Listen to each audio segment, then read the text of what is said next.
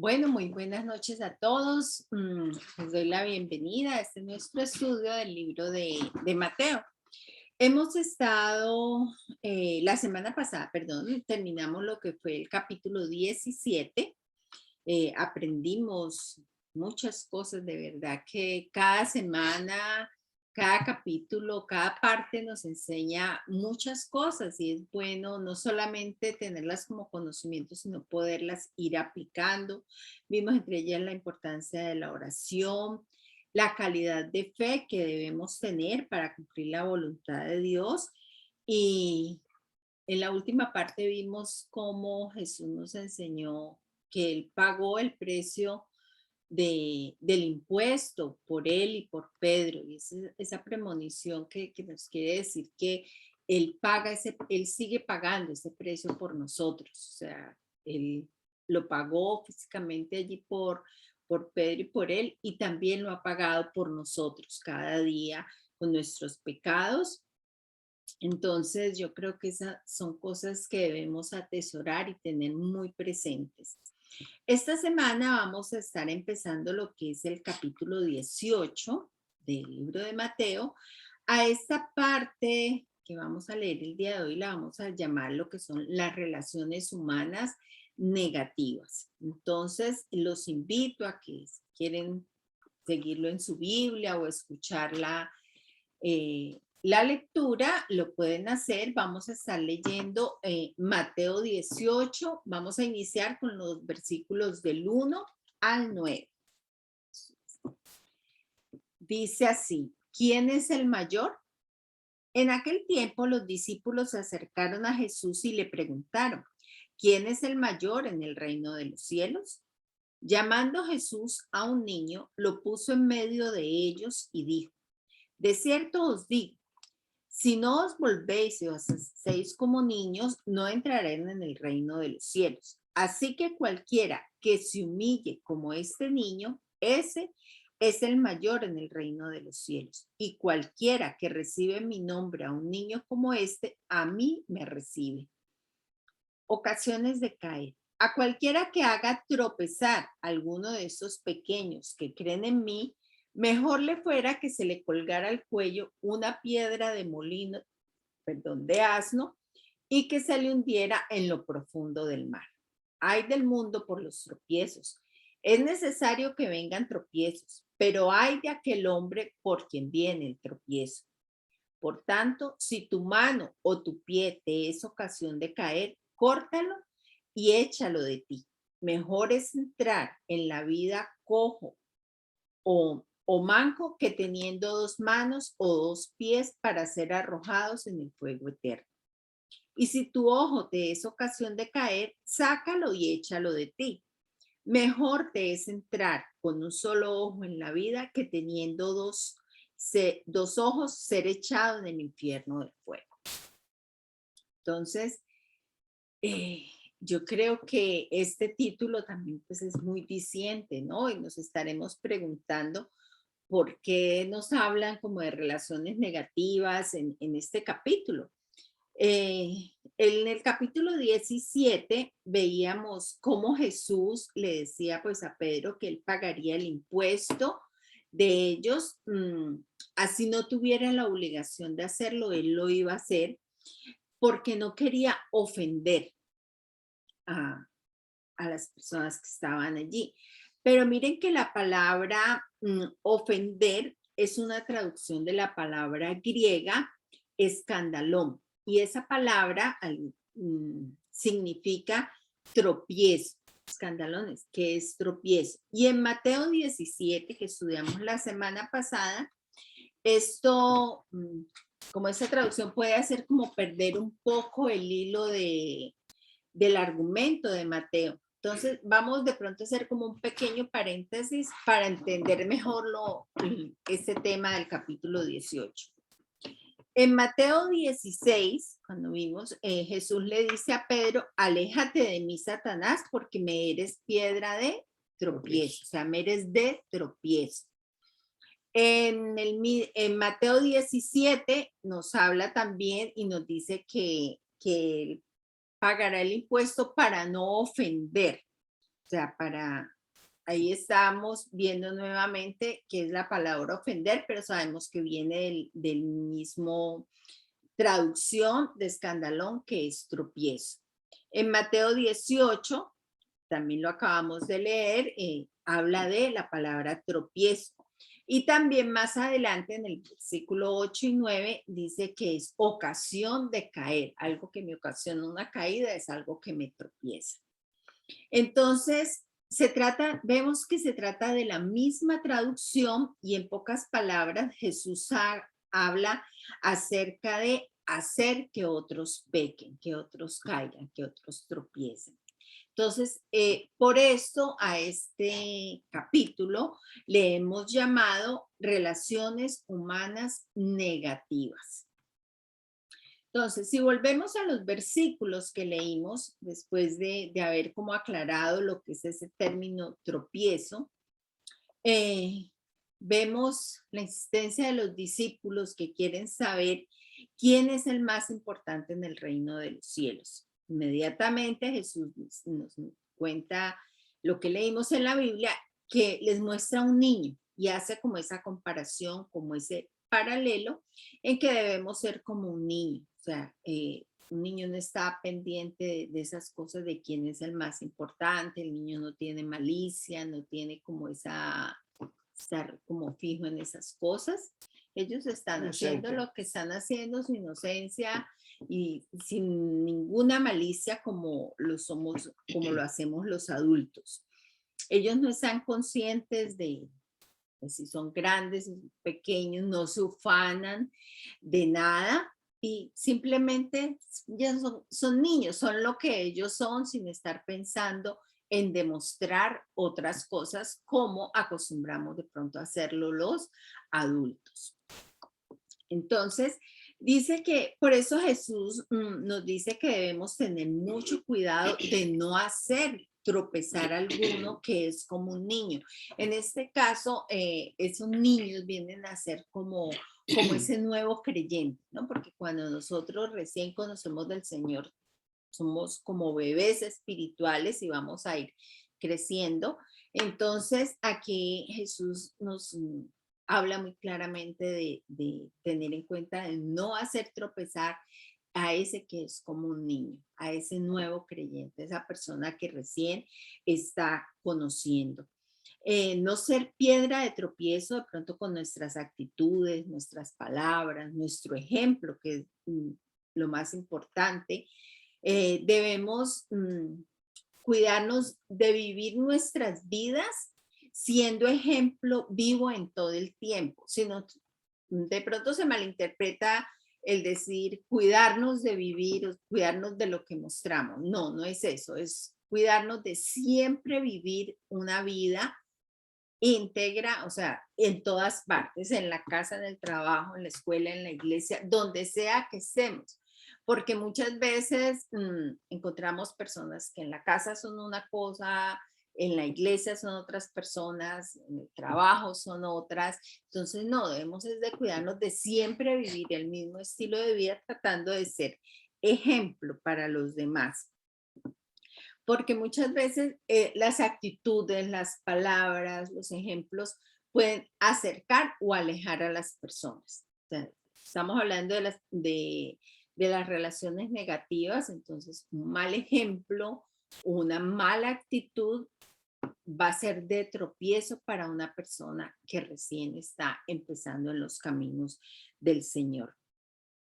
Entonces, se trata de nosotros tratar de acercar a esa persona, de no hacerla tropezar, no se trata de ser hipócritas y aparentar ser una cosa, sino ser íntegros en todo nuestro tiempo. Entonces, miremos que por todas partes vamos a encontrar niños espirituales. Puede ser que una persona no haya hecho como esa declaración de decir yo quiero acercarme a Jesús, pero de pronto lo puede estar pensando, puede estar a punto de acercarse al Señor y una actitud nuestra, un mal ejemplo puede hacer tropezar, ay no, yo no quiero ser como Julano, yo no quiero ser así, o si esto es la vida de un cristiano, no la quiero y se va a empezar a alejar de las cosas del Señor. Entonces, eso nos convertiría en una relación negativa, a ser personas con una influencia negativa. Otro versículo en la Biblia que nos habla de esto es Primera de Corintios 8:9, que dice así: sin embargo, tengan cuidado de que su libertad no se convierta en motivo de tropiezo para los débiles. Si vemos, algunos de los creyentes compraban carne en el mercado y esta había sido ya sacrificada a los ídolos. Los creyentes fuertes pues no tenían ningún problema con esto, pero los recién convertidos, para ellos eso era un problema de tropiezo. Entonces lo que hace Pablo, los invitaba a no hacerlos pecar comiendo carne sacrificada a los ídolos. Lo habla allí. En Romanos también se nos habla de esto, Romanos 14, del 20 al 21. Dice, no destruyas la obra de Dios por causa de la comida. Todo alimento es puro. Lo malo es hacer tropezar. Aquí volvemos a encontrar esa palabra. Tropezar a otros por lo que uno come. Más vale no comer carne, ni beber vino, ni hacer nada que haga caer a tu hermano.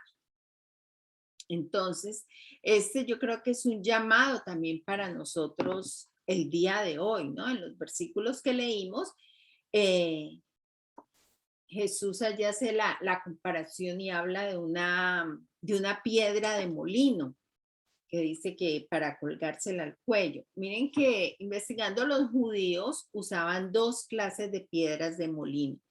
Una liviana, que era la que usaban las mujeres en la cocina para la harina, para poner todo esto, y la otra era la más pesada, que inclusive era un asno el que la hacía girar, y esa es a la que se refiere Jesús, que dando, como queriendo poner ese énfasis en la gravedad como de la falta, de lo que era hacer tropezar a ser causa de tropiezo. O sea, él ponía ese énfasis. O sea, no era la piedra livianita que usaban las mujeres, sino la piedra de molino grande.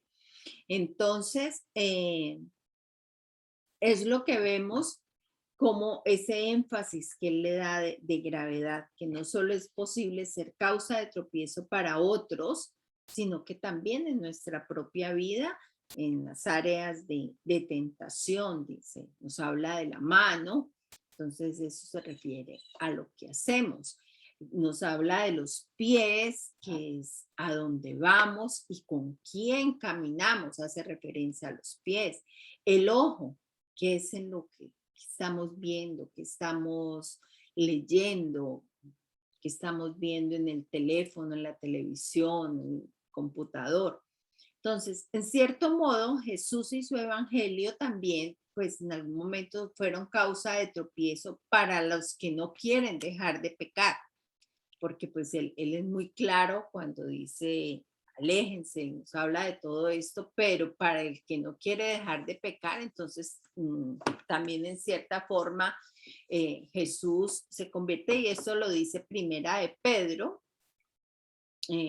2, del 7 al 8, dice, para ustedes los creyentes esta piedra es preciosa, pero para los incrédulos la piedra que desecharon los constructores ha llegado a ser la piedra angular y también una piedra de tropiezo y una roca que hace caer.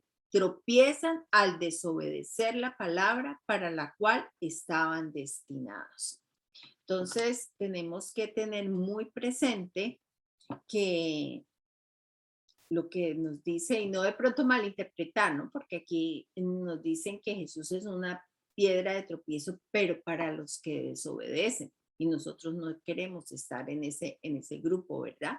Pues simplemente el anhelo del que desobedece es que quiere seguir pecando, quiere seguir viviendo su vida a su manera y no ser salvo, no les interesa esto.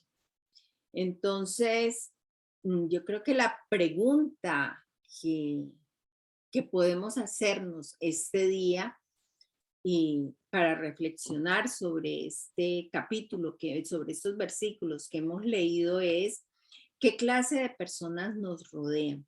¿Quiénes rodean a nuestros hijos? Que es otra cosa también bien importante, no solamente nosotros, sino nuestros hijos. ¿Somos nosotros mismos una influencia negativa para otros? Y pues igualmente también nos estamos siendo piedra de tropiezo nosotros mismos con lo que vemos, con las cosas que leemos. Cuidamos lo que hacen nuestras manos, lo que ven nuestros ojos, dónde van nuestros pies, con quién caminamos, estamos pendientes de eso. Entonces, no sé, ¿tienes algo? Sí, mire que lo que vemos en común con el Señor es que el Señor no quiero que me malinterpreten esto, es más tolerante, es más tolerable ser uno pecador a ser hipócrita, porque Él detesta la hipocresía.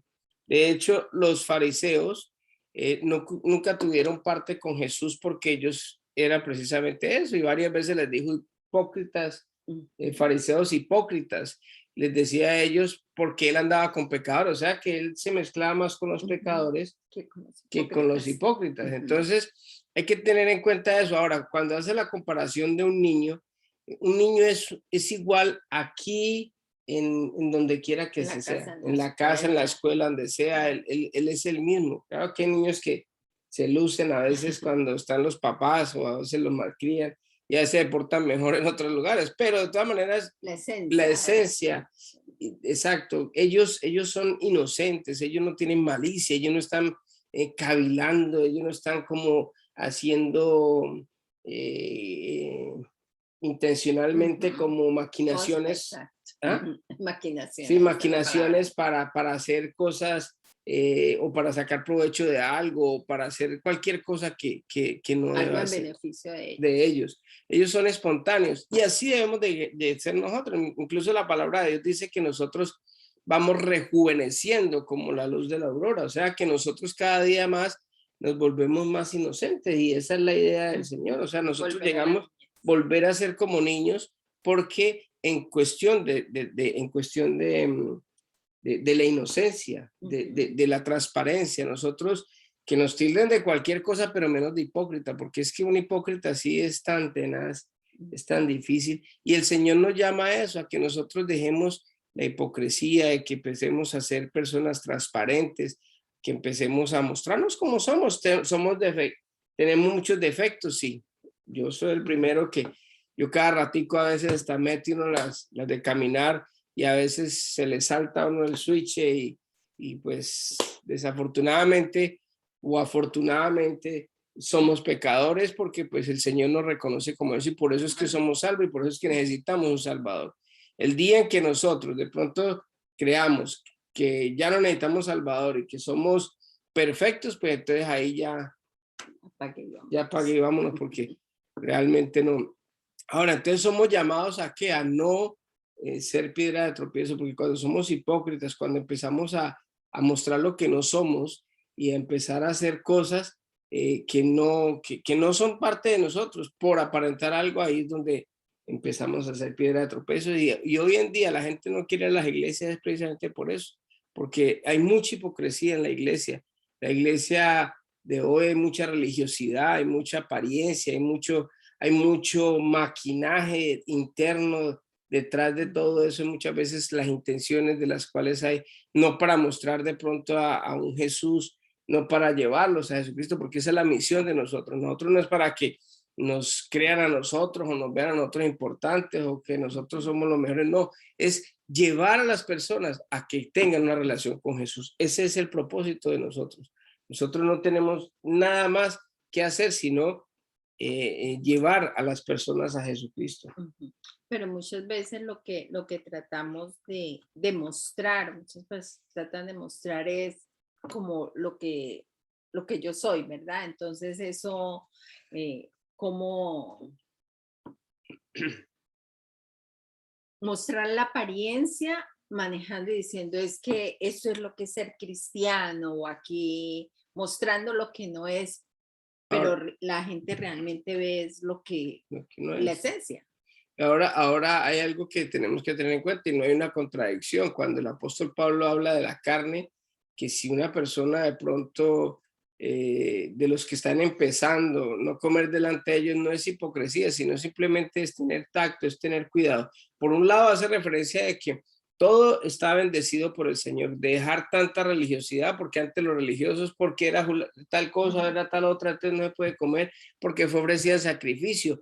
Entonces, o sea, él dice, el que quiera comer, coma, eso no hay problema, porque eso no nos va a llevar al infierno, como lo ponen muchas veces los religiosos, que es que si usted come tal cosa, se va para el infierno. Si usted no guarda el sábado, se va para el infierno. Si usted no hace tal cosa, no. O sea, ser libre, porque Jesucristo fue el que pagó por nuestros pecados. Él se presenta como nuestro Salvador y eso es lo que nos salva a nosotros. No el no comer carne, no el guardar un sábado, no el hacer cosas que de pronto uno piense que lo va a llevar al cielo. El que lo lleva a uno al cielo es Jesucristo y eso es lo que tenemos que tener en cuenta. Entonces, cuando él habla de no hacer cosas, muchas veces, por ejemplo, mira, hay gente que está empezando en el Evangelio y de pronto tomarse un vino no es malo. Si yo me siento con mi esposa, vamos a tener una cena y nos vamos a tomar un vinito, no hay problema, no hay ningún problema. Pero si hay una persona que está cerca o si una persona está empezando o empezaron a tomar fotos, tomando, o sea, es como incitar a las personas, es como,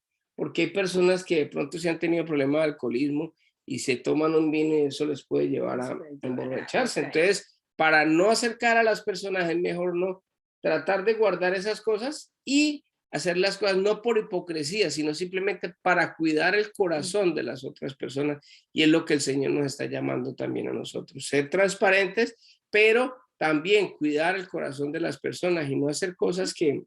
Sí, es que el versículo de Primera de Corintios lo dice muy claro. Tengan cuidado de que su libertad, o sea, la libertad que Él nos ha dado, que nos ha enseñado, que esa libertad que tenemos no se convierta en ese motivo de tropiezo para los débiles, para los niños que están empezando. Es bien claro ese versículo. ¿Tienen alguna... ¿Algún aporte, alguna pregunta? O continuamos con el próximo bloque? Entonces, bueno, vamos a continuar entonces. Vamos a leer los versículos del 10 al 14. Y aquí, en estos versículos, vamos a empezar a ver lo que son las relaciones humanas positivas. Ya vimos la negativa, ahora vamos a ver las positivas en los versículos del 10 al 14. Parábola de la oveja perdida. Mirad que no menosprecéis a uno de estos pequeños, porque os digo que sus ángeles en los cielos ven siempre el rostro de mi Padre que está en los cielos. Porque el Hijo del Hombre ha venido para salvar lo que se había perdido. ¿Qué os parece? Si un hombre tiene 100 ovejas y se descarría una de ellas, no deja las 99 y va por los montes a buscar la que se ha descarriado. Y si acontece que la encuentra, de cierto os digo que se regocija más por aquella que por las 99 que no se descarriaron. De igual modo, no es la voluntad de vuestro Padre que está en los cielos que se pierda uno de estos pequeños. Miremos que en esta primera parte de esta parábola es en realidad como una respuesta de Jesús a la pregunta que hicieron los discípulos de quién era el mayor en el reino de los cielos. El mayor es aquel que se humilla. Eso ya nos quedó claro. Miren que Lucas 15 nos relata también esta parábola y en ambos relatos las 99 ovejas representan a los creyentes, las 99.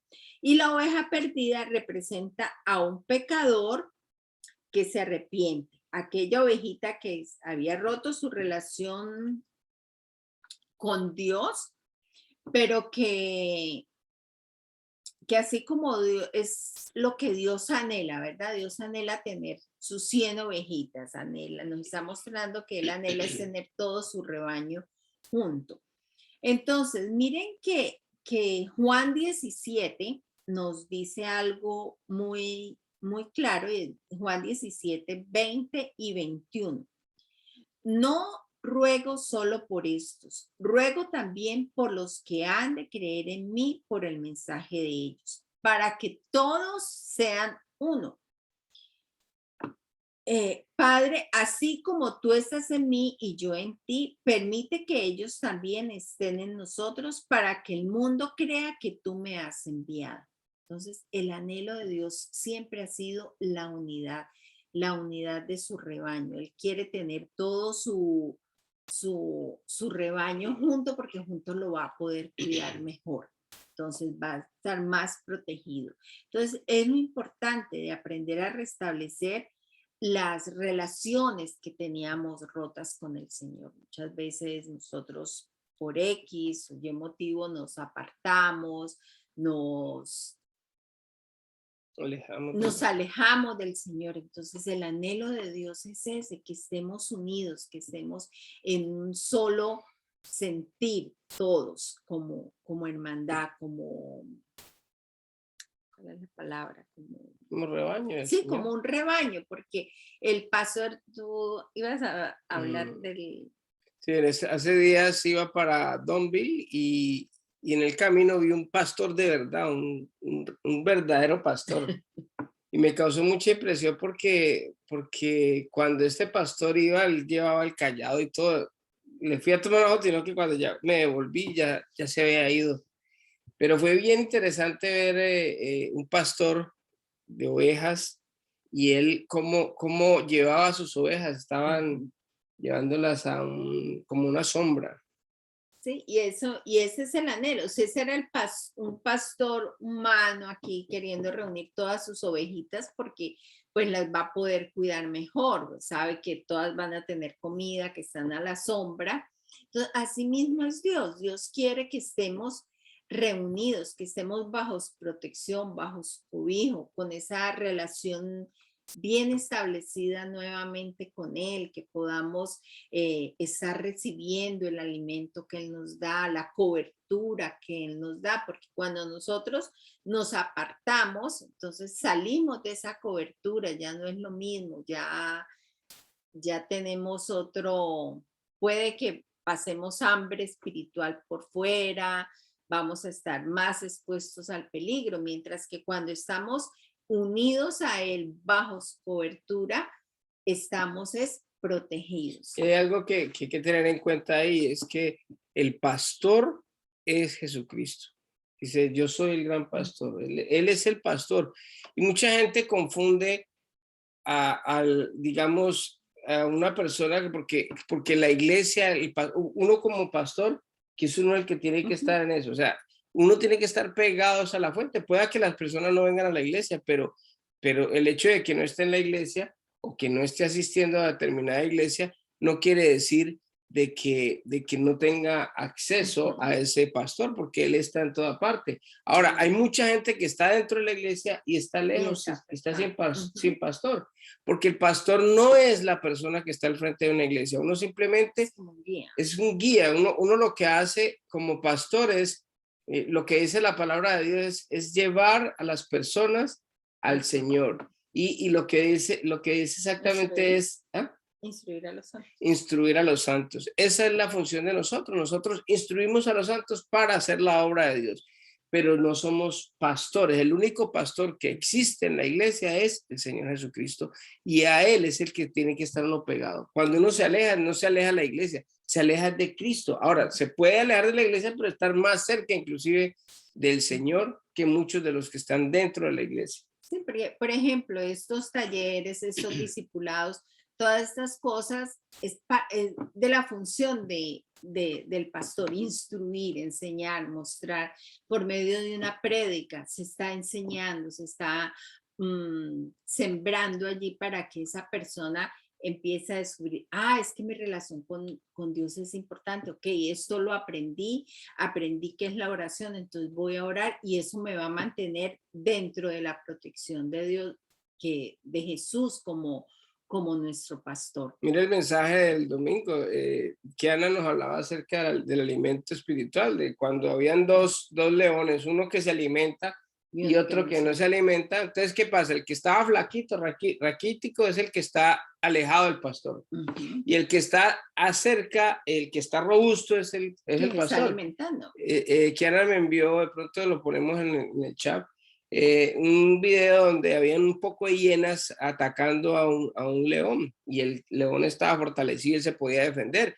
Esa es la función de nosotros, tanto del pastor o de las personas que predican.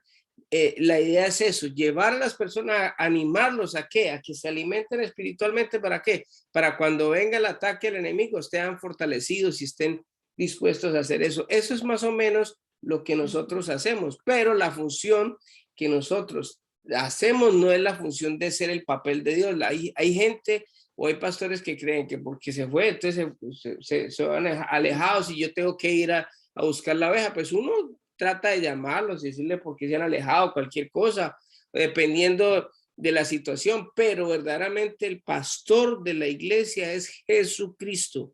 Él mismo lo dijo, yo soy el gran pastor y ustedes son las ovejas. Mire que hay algo bien importante, y es que cuando Cristo oró por nosotros, en esa oración, Él está hablando acerca de la unidad, y él no está orando solamente por los de esa época, sino por los de hoy, por nosotros. Esa oración nos llega a nosotros, que nosotros podamos ser uno, que podemos estar juntos, estar en el rebaño con el pastor. Nosotros en la iglesia somos un rebañito y todos, ahí no hay mayor o menor, sino que todos somos iguales, estamos ahí junticos. Si se va uno de allá para acá, el pastor es el que se aleja del pastor, no de nosotros. No, ajá. Si está claro es, o lo confundimos. Ok. Bueno, para continuar, vamos a leer los versículos del 15 al 20. Dice, ¿cómo se debe perdonar? Por tanto, si tu hermano peca contra ti, ve y repréndelo estando tú y él solos. Si te oye, has ganado a tu hermano. Pero si no te oye, toma un contigo a uno o dos, para que en boca de 2 o 3 testigos conste la palabra. Si no los oye a ellos, dilo a la iglesia, y si no oye a la iglesia, tenlo por gentil y publicano. De cierto os digo que todo lo que atéis en la tierra será atado en el cielo, y todo lo que desatéis en la tierra será desatado en el cielo. Otra vez os digo que si 2 de vosotros se ponen de acuerdo en la tierra acerca de cualquier cosa que pidan, le será hecho por mi Padre que está en los cielos. Porque donde están 2 o 3 congregados en mi nombre, allí yo estoy en medio de ellos. Bueno, la Biblia no nos deja dudas acerca de los pasos a seguir cuando hay un caso de relaciones interrumpidas entre hermanos, cuando hay problemas entre hermanos. Si alguien me ofende, soy yo la que debo ir y tomar las medidas para arreglar el asunto, acercarme y hablar con esa persona. Algo muy importante a tener en cuenta en esto, lo escribió William Barclay, dice, lo peor que podemos hacer con una ofensa es alimentarla en nuestro corazón. Eso es fatal, puede envenenar la vida y el pensamiento hasta que lleguemos al punto de no pensar más que en nuestro sentimiento de ofensa personal. Pero miren que la Biblia también es muy clarita en esto, y en Hebreos 12:15 dice, asegúrense de que nadie deje de alcanzar, escuchemos bien ese versículo, asegúrense de que nadie deje de alcanzar la gracia de Dios, de que ninguna raíz de amargura brote y causa dificultades y corrompa a muchos. Entonces, qué bueno sería, ¿no? Que en caso de haber un problema entre 2 hermanos se pueda solucionar simplemente entre las 2 personas, hablando como en esa primera instancia. Pero es muy claro, el versículo nos dice que si no se puede arreglar allí, entonces que llamemos testigos, ¿verdad? Para hacerlo con esos testigos. Si de allí, si esa segunda instancia no da, ya nos toca llevarla a la congregación, como a un grupo más amplio en general. Debemos tener en cuenta cada que vamos a hacer eso. Esto lo vimos cuando vimos en algún discipulado lo que era la confrontación, ese principio. Pero hay cosas que debemos tener actitudes muy en cuenta cuando vamos a enfrentar a alguien que nos ha ofendido. ¿Listo?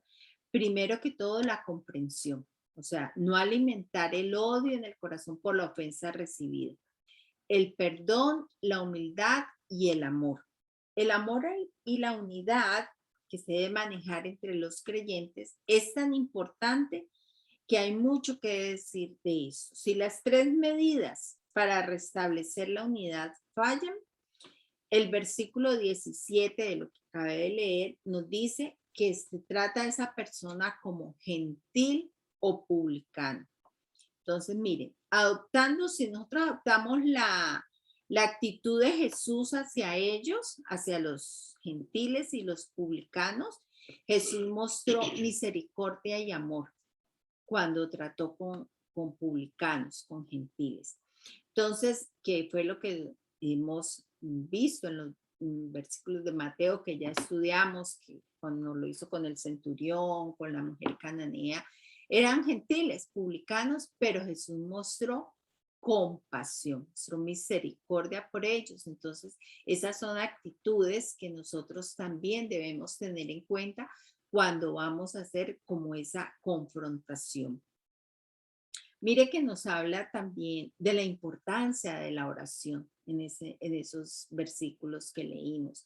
Como hermanos, la unidad es fundamental. Cuando nosotros como hermanos oramos en unidad por algo, que estamos clamando por lo mismo, Dios nos escucha, dice, y lo vimos también en un estudio anterior cuando hablamos de la intercesión, que es tomar el problema del otro como si fuera mío y clamar por él. Entonces, son principios muy básicos, pero muy importantes sobre lo que acabamos de leer. La oración, la compasión que debemos de demostrar por los demás. Mire que algo que ayuda mucho a la unidad, porque es que el Señor está hablando acerca de la unidad, cuando Él le pide al Padre que sean uno así como nosotros somos uno, porque hay muchos ataques para que estemos separados siempre. El enemigo sabe que dentro de la unidad hay mucho poder. Dice, si dos o más se ponen de acuerdo en algo aquí en la tierra, o atan algo aquí, va a ser atado en el cielo, y si lo desatan, va a ser desatado en el cielo. Entonces, la función del enemigo de Satanás es precisamente que no haya unidad, que no haya esa sinergia, que no haya ese poder. Cuando una pareja de matrimonio está unida y oran junticos, tiene mucho poder. Mejor dicho, nadie puede tocar a sus hijos, a los que esté intercediendo, a los que estén al lado de ellos, porque realmente hay unidad y ahí en medio está el Señor. Entonces, ¿qué es lo que quiere el enemigo? Abrirnos, separarnos. Por eso, este principio de confrontación, donde dice que si alguno está en contra de uno, tiene algo en contra de una persona, pues hombre, hablar con esa persona. Yo creo que de las mejores cosas que hay en el mundo es confrontar a las personas y no tragarse uno, porque cuando uno empieza a tragarse una ofensa, empieza uno a cavilar y el enemigo empieza a jugar en la mente de uno. Entonces, por ejemplo, alguien no me saluda, entonces, por decir algo, una ofensa cualquiera, saludó a todo el mundo menos a mí, entonces empieza, no, ¿por qué no me saludó a mí? ¿Será que está bravo? ¿Qué será que yo le he hecho? Y empieza a entrar un juego de pensamientos a la cabeza de uno, que ¿quién la trae? El enemigo. ¿Para qué? Para que uno tenga un problema con esa persona y empiezan a cavilar cosas, para que haya ruptura y para que haya malos entendidos y para que haya, mejor dicho, todo lo que el enemigo quiere que haya en ese momento. Entonces, ¿qué es lo mejor para evitar esto? Hablar las cosas. Yo creo que uno de los, yo le decía a mi esposa, uno de los defectos o de las virtudes que yo tengo es que cuando a mí algo no me gusta de alguien, se lo digo de una sola vez. Hay gente que se enoja, se disgusta por eso, pero las cosas es mejor hablarlas y saber qué es lo que a uno le gusta. ¿Por qué? porque esa persona, si uno no arregla las cosas con esa persona, pues va a venir Ujú. va a venir ese juego de pensamientos y esas dudas Y se va y, a ir añadiendo y, se, cada día algo y algo y y algo. se va convirtiendo, eso es una rabia, Ujú. se va convirtiendo en un Bien, resentimiento, en ese resentimiento se va convirtiendo en una una raíz de raíz de amargura. amargura. Ya eso después se nos vuelve una cauterización, porque Ajá, ya el odio, en perdón, odio. esa raíz de amargura, los que han estado, cuando hemos hecho nuestro retiro, siempre tratamos de hablar de eso, ¿no? De la importancia de saber qué es todo ese proceso de una ofensa bien pequeñita, se puede llegar a algo tan grande por eso, Como ¿no? el odio. Como el odio, llegar a detestar a una persona, no querer ver esa persona, y todo se inició en una ofensa Y mínima. eso es lo que el Señor quiere, que cuando esté en esa ofensa mínima ahí es más fácil solucionar Ujú. el problema que solucionarlo ya cuando hay una raíz de amargura o cuando hay un odio. Entonces, ¿para qué dejar crecer esa Ujú. raíz? De una vez cortémosla, es como la raíz. Mira, aquí atrás en el patio el vecino, él nunca limpia El el pacha, no patio corta. ni nada, ni corta nada. Y resulta de que una malecita empezó a crecer, empezó a crecer. Ahorita esa maleza se convirtió en un árbol y ese árbol está tapando prácticamente el Sí, patio de nosotros. A nosotros no llega sol porque es un árbol ya grandísimo que se inmenso. dejó crecer. Así son las ofensas. Por eso es muy claro y lo más triste de todo es que si uno no arregla esa situación, por eso el Señor dice, si no se arregla frente a frente y sigue, pues hombre, hay que hablar Habla con con un otro. testigo y vamos a sacar esto porque es que mire, esta persona está haciendo esto, me molesta, ya le dije y siguió haciendo la misma cosa. Entonces, ¿qué pasa? Después dice, no, hay que alejarse de esa persona porque esa persona va a empezar a ser piedra de tropiezo para uno y para las Ujú. demás personas.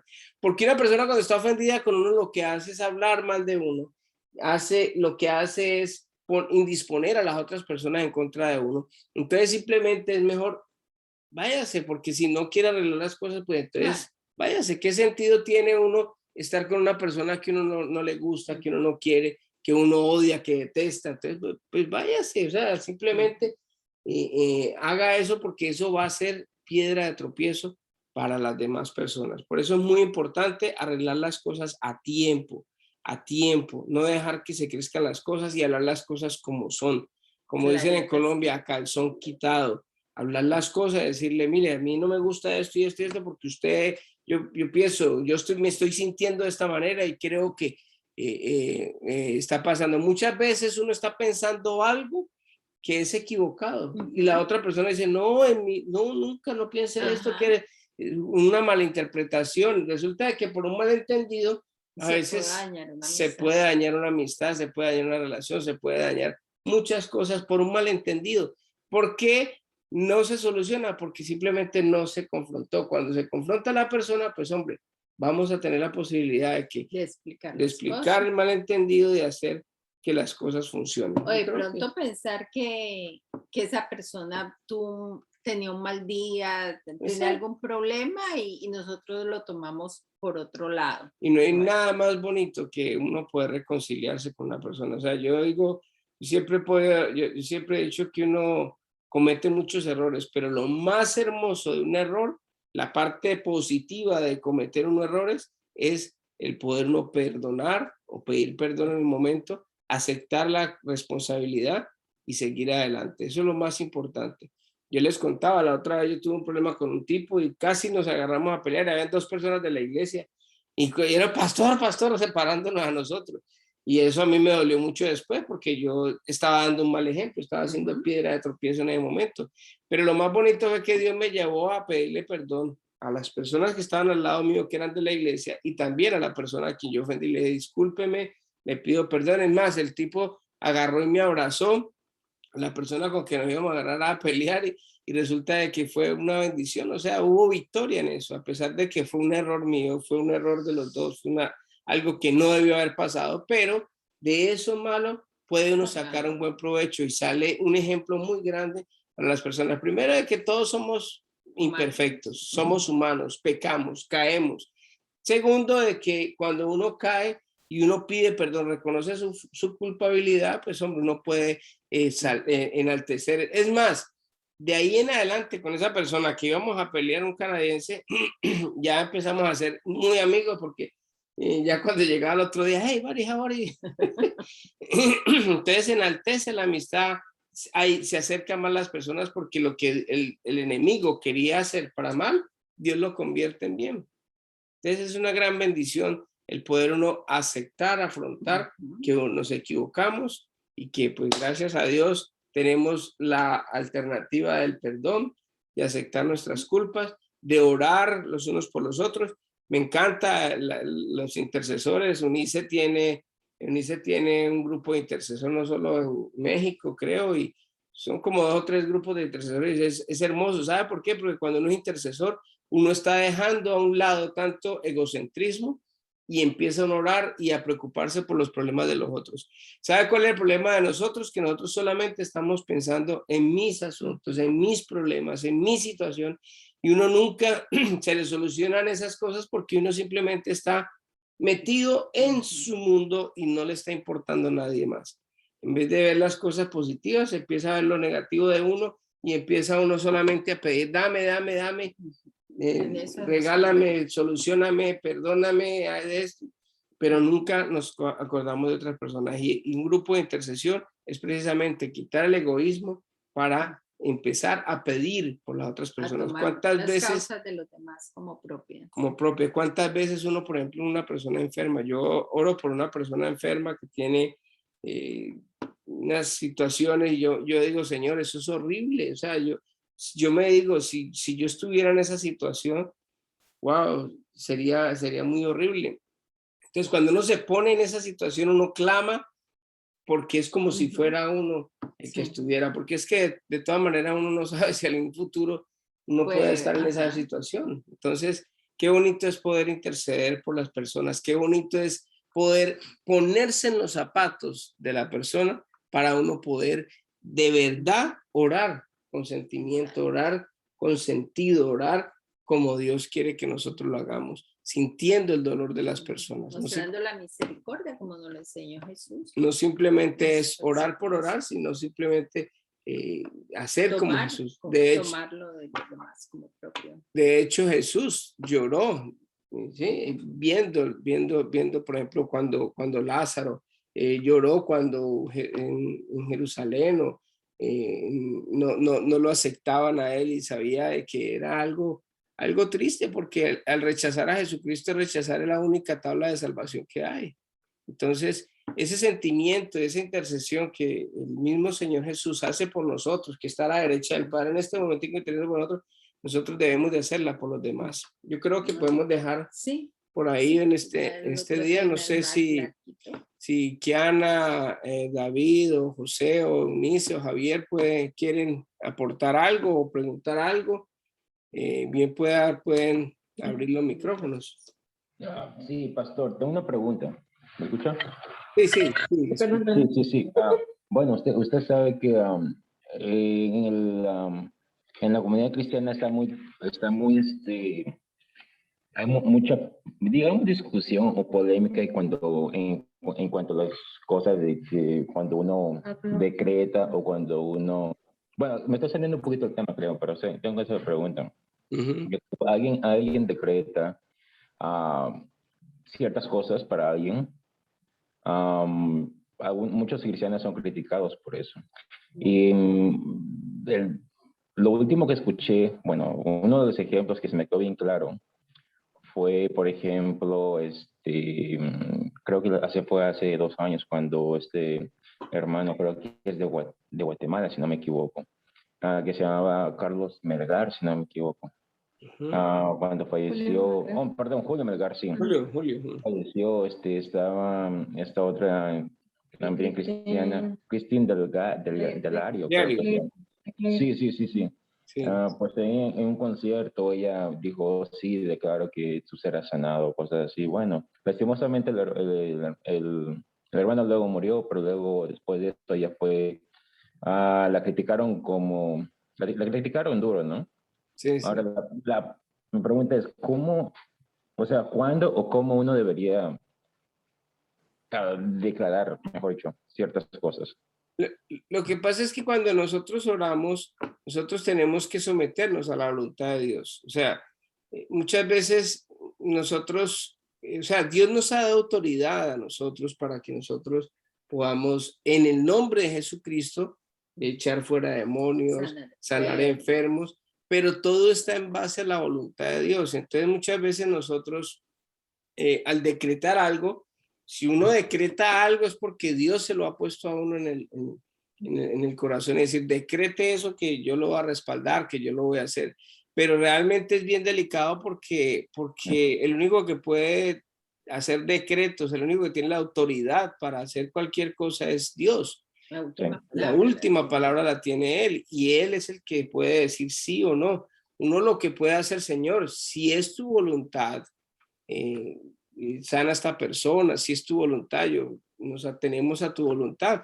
De hecho, la muerte, como lo hemos venido hablando en enseñanzas anteriores, la muerte no es lo peor que le puede pasar a una persona. Para un cristiano es lo mejor que le puede pasar, porque pasamos de una vida a la vida eterna, esta vida que es mortal, de este cuerpo que es defectuoso, que está llevado al mal, a tener un cuerpo glorioso y a estar en la presencia de Dios. O sea que si uno lo ve de otro punto de vista, los problemas y las situaciones difíciles no son el acabose. A veces oramos o decretamos que una persona está quebrada y decreto en el nombre de Jesús de que van a llegar recursos, que van a llegar. Y si la voluntad de Dios es que no le llegue recursos para que esa persona se arrodille y clame al Señor, entonces, ¿qué podemos hacer ahí? O sea, ¿sí me entiendes? O sea, es delicado, o sea, es respetable porque pues cada cual tiene su relación con Dios y si Dios se lo puso a decirlo, pues gloria a Dios, está bien y dígalo, pero si Dios no lo puso, es mejor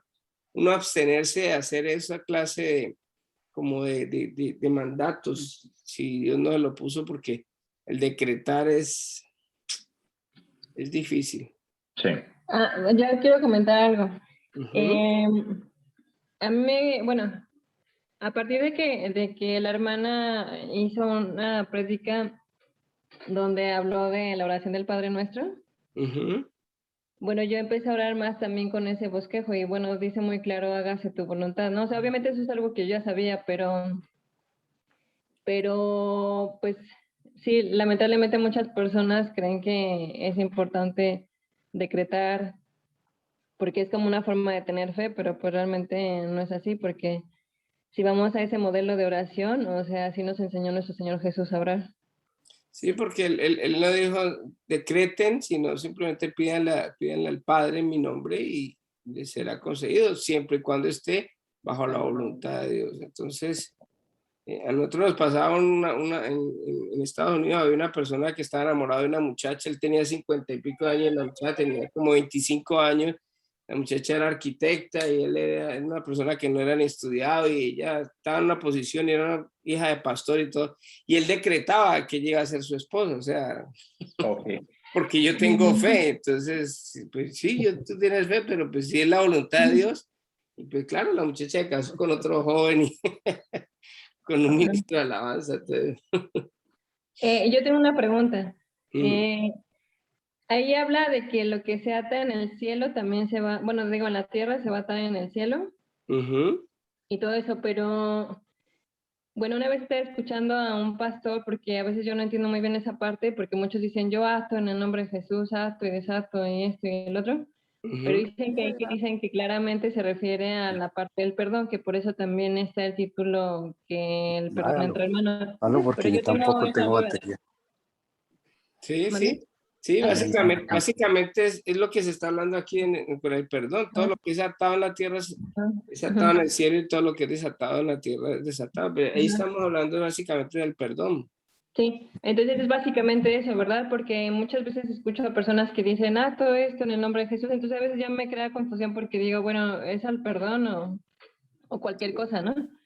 Sí, lo que pasa es que uno debe de ceñirse a los modelos que el Señor nos muestra en la palabra de Dios. Creo que en el audio de hoy hablábamos acerca de la oración que hizo Jacob.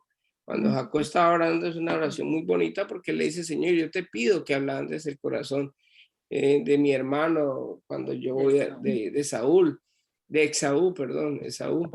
Y entonces él empieza a pedirle, a darle gracias a Dios, a exaltar al Señor con su grandeza y a pedirle que Él haga ese favor. O sea, nosotros somos simplemente instrumentos de Dios, y si Dios de pronto en una liberación, uno está haciendo una liberación de una persona y Dios le dice en el nombre de Jesús, decrete que va a salir, en el nombre de Jesús decreto que sale el espíritu, y si tiene autoridad lo puede sacar. Ajá. Sí, ato este espíritu de pornografía, lo echo fuera, o este espíritu de cualquier cosa que tenga la persona. Si el Señor se lo pone a uno en el corazón de hacerlo, pues lo puede hacer uno, pero siempre es bajo la autoridad y bajo el dominio, la voluntad de Dios. No es decirlo por decir, porque es que hay mucha gente que por mostrarse muy espiritual empieza a atar y a decretar y a mostrar autoridad que muchas veces ni siquiera la tienen, porque la autoridad simplemente es de Dios, y Dios es el que venció, y Jesucristo nos da esa autoridad a nosotros, pero siempre y cuando sea en el nombre de Él y bajo su voluntad. Entonces, porque inclusive en Juan dice eso, o sea, todo lo que pide el Padre, si está dentro de la voluntad de Él, no es en base a la voluntad mía. La semana pasada hablábamos de una persona que decía que gracias a Dios, a una persona que es muy orgullosa, Dios le da muchas veces la posibilidad de que se ha quebrado varias veces y le da a Dios la plata y sigue siendo orgulloso. Y digo, no es la voluntad de Dios, porque si la voluntad de Dios sabe cuál sería, que quede quebrada y para que ella doble rodilla y llegue a los pies de ese Dios. La voluntad de Dios no es que una persona consiga un buen trabajo y esté alejado de la iglesia, esté alejado del Señor, esté alejado de la familia, tenga que trabajar sábados y domingos. Eso no es la voluntad de Dios. Y yo, ore por mí, bueno, Señor, quítale el trabajo para que... ¿Sí? O gente que vive muy bien, que tiene muchas bendiciones, están aburridos, están deprimidos, y a mí me han dicho una vez en una prédica, no me pidan a mí que ore por ello, porque cuando yo veo una persona que tiene familia, tiene salud, tiene trabajo, tiene de todo y está deprimido, Señor, quítale algo para que que quiebre, o que algo para poder que valore lo que tiene, porque muchas veces valoramos lo que tenemos y nos quedamos en depresión porque nos falta el último iPhone, o porque yo no sé, o no hemos podido cambiar de carro del año, entonces eso me tiene triste. No sé si de pronto queda contestada, porque de hecho el decretar y el afirmar y el atar siempre lo compromete a las personas. Y mire lo que pasó con Christine de Clario con eso. O sea, ella ahí, entre comillas, pues metió las de caminar, porque públicamente se aprovecha el enemigo, que no debería haberlo hecho el enemigo, pero pues el enemigo aprovecha para meter en la cabeza y critican, entonces para que otras personas les den mucho like en sus videos, entonces empiezan a juzgarla a ella, pero no están juzgando a ella, están juzgando de pronto al Señor, porque se murió el tipo y ella decretó. Entonces queda más que todo el Señor, ¿no? Es como, siempre es como evaluar el poder de Dios. Ya, sí, muchas gracias. Nada más que tengo un comentario. De lo de la pornografía, ¿es pecado o es espíritu? Según mi entendimiento es pecado, ¿no? Porque es pecado porque lo que estaba diciendo mi esposa ahora, que están viendo tus ojos, y la pornografía es una inmoralidad sexual, porque es que cuando una persona ve pornografía está incitando su cuerpo a pensar en otras personas. El Señor dice, si usted tan solo mira a una persona deseándola, ya adulteró en su corazón. Y lo más triste de todo es que la pornografía, cuando se mete dentro de una relación de una persona, empieza a acabar completamente con la persona. Es una adicción, empieza la persona a necesitar más y más y más y más y más. Ya empieza a tratar de imitar las cosas que hacen ahí, y después de imitar esas cosas, eso ya no le empieza a satisfacer. Entonces viene a buscar cosas más fuertes. Ahí viene el homosexualismo muchas veces. Ya después de que está con el homosexualismo, está metido en eso, ya hizo todo lo que tenía que hacer, ya necesita algo más fuerte. Entonces llega la pedología con los niños. O sea, es una cadena que empieza, así como la raíz de amargura, empieza la pornografía. Con simplemente mirar, ya con eso ya tiene para quedar como atrapado, como el alcoholismo. De hecho, la pornografía es más adicta dentro de la mente que la misma cocaína. ¿Ah, sí? Sí, es un nivel altísimo de adicción. Entonces, esas cosas son bien delicadas, son espirituales, son cosas que dañan el corazón, que empiezan a haber problemas en la casa y uno dice, pero ¿por qué esta pelea tan boba? Si es que era un par de medias, ¿no? Ya se metió el espíritu de pornografía que se manifiesta en otras cosas en la pareja y daña mucho hogares. Y puede provocar celos, contiendas, Claro, ¿no? claro, porque si la esposa se da cuenta que el esposo está viendo pornografía, pues cuando está con la mujer va a sentir de que, y ella lo percibe, porque las mujeres tienen ese sentido de poder percibir cosas que no percibe uno, y ella sabe que el tipo está en ese momentico, no está haciendo el amor con ella, sino que está haciendo el amor es con la que vio, con la última que vio en la película de pornografía. Entonces, Y eso es adulterar, ¿no? También porque aunque sea en la mente, pues ya es... claro. Entonces, es bien grave, es de las cosas bien duras y bien difíciles inclusive para orar, porque un espíritu de pornografía es bien difícil de sacar, porque la persona que está metida en eso es como un remolino, lo va absorbiendo. Una cosa que tengo que agregar es de que aquí lo importante es, como lo dijimos en la prédica pasada, que qué es lo que estás alimentando.